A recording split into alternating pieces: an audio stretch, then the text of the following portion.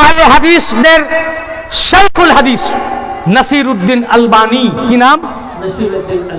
নাসিরউদ্দিন আলবানী। আহলে হাদিস ওয়াহাবি, ওয়াহাবিদের শাইখুল হাদিস, ওয়াহাবিদের ইমাম মুহাদ্দিস এবং ওয়াহাবিদের মুহাদ্দিস। তার নাম নাসিরউদ্দিন আলবানী। তার সিলসিলাতুল আহাদিসুস সহিহা কিতাবের 3য় খণ্ডের 494 পৃষ্ঠা, হাদিস নাম্বার 3460, বাব ফদলে আলী, এর মধ্যে রিওয়ায়াত করেছেন এবং সনাদ বয়ান করেছেন। এই হাদিসের সমস্ত ইসনাদ সহিহ। ফের হাদিস ইবনে হিসাম 4th খণ্ডের 250 পৃষ্ঠায় সিরাতে ইবনে হিসামের মধ্যে রিওয়ায়াত করেছেন। ফের এই হাদিস ইমাম আহমদ ইবনে হাম্বল তার মুসনাদ শরীফের 3য় খণ্ডের 86 পৃষ্ঠায় রিওয়ায়াত করেছেন। ফের এই হাদিস আল্লামা হাকিম মুসনাদরাক আলা সহিহাইন 1ম খণ্ডের 68 পৃষ্ঠায় বর্ণনা করেছেন। এই হাদিসের রাবি হযরত আবু সাঈদ খুদরি রাদিয়াল্লাহু আনহু আন আবি সাঈদ আল খুদরি قال اشتكى الناس عليا رضوان الله عليه। মওলা আলী উনার শান পাকে কিছু লোক শিকায়ত করলো রাসূল পাকের কাছে।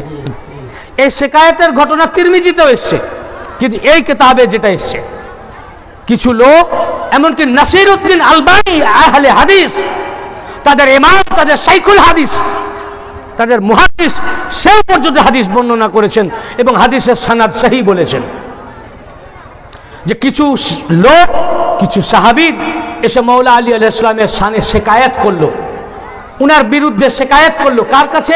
রাসূল পাকের কাছে। কার কাছে? রাসূল পাকের কাছে।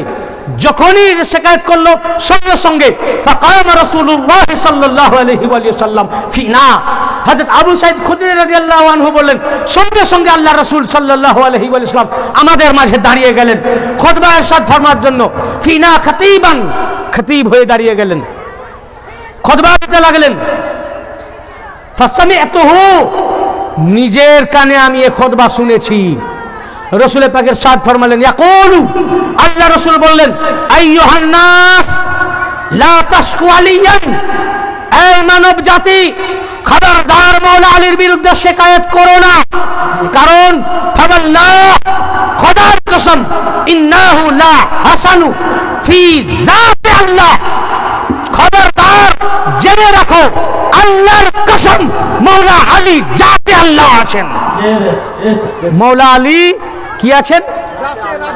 জাতে আল্লাহ আছেন, আল্লাহর জাত আছেন। কার বিরুদ্ধে শিকায়ত করতেছো? আল্লাহর জাতের বিরুদ্ধে শিকায়ত করতেছো। আও লাফি সাবিলিল্লাহ, এবং তিনি আল্লাহর রাস্তায় আছেন। মিন আন ইউশকা, ওনার শিকায়ত থেকে বিরত থাকো, শিকায়ত করো না। খবরদার, আলী আল্লাহর রাস্তায় আছেন এবং আলী জাতে আল্লাহ আছেন। কি আছেন বলুন? আলী জাতে আল্লাহ। কি আছেন? জাতে আল্লাহ। কে বলেছেন? রাসূল পাক। এই হাদিস স্বীকার করেছেন আহলে হাদিসের ইমাম শাইখুল হাদিস, তাদের মুহাদ্দিস নাসিরউদ্দিন আলবানী, তিনিও রিওয়ায়াত করেছেন হাদিস। যদি কেউ দেখতে চান, আমার কাছে আছে, দেখে যান। এবং আল্লামা হাকিম হাদিসটি রিওয়ায়াত করার পরে সনদ রিওয়ায়াত করেছেন, হাযা হাদিসুন হাসান সহিহুন আলা শর্ত শাইখাইন। এই হাদিস ইমাম বুখারী এবং ইমাম মুসলিমের শর্তে সহিহ। সহিহ আহমদ ইবনে হাম্বল রিওয়ায়াত করেছেন, ইবনে হিশাম রিওয়ায়াত করেছেন। আহলে হাদিসের ইমাম শাইখুল হাদিস, তাদের মুহাদ্দিস নাসিরউদ্দিন আলবানী রিওয়ায়াত করেছেন যে কি রাসূল পাক সাল্লাল্লাহু আলাইহি ওয়া সাল্লাম বলেন, আলী আলাইহিস সালাম জাতে আল্লাহ আছেন, আল্লাহর জাত আছেন। কি আছেন বলুন সবাই? কি আছেন ভাই? রাসূল পাক বলেছেন, তো আপনাদের আপত্তি কেন? রাসূল পাকের একটি কথা মানবেন আর একটি মানবেন না? দেখুন কিতাবে আছে কিনা, যদি না থাকে আমাকে বলুন, দেখাবার জিম্মাদারি আমার। থাকার পরে না মানেন, দ্যাট ইজ ইয়োর প্রবলেম। লা ইকরাহা ফিদ্দীন, ধর্মে কোনো জবরদস্তি নাই, মানা না মানা আপনার ব্যাপার। কোরআন মানবেন না তো আমি কি করব? হাদিস মানবেন না তো আমি কি করব? কেউ মূর্তি পূজা করলে আমি কি করব? ওটা আমার দায়িত্ব নয়।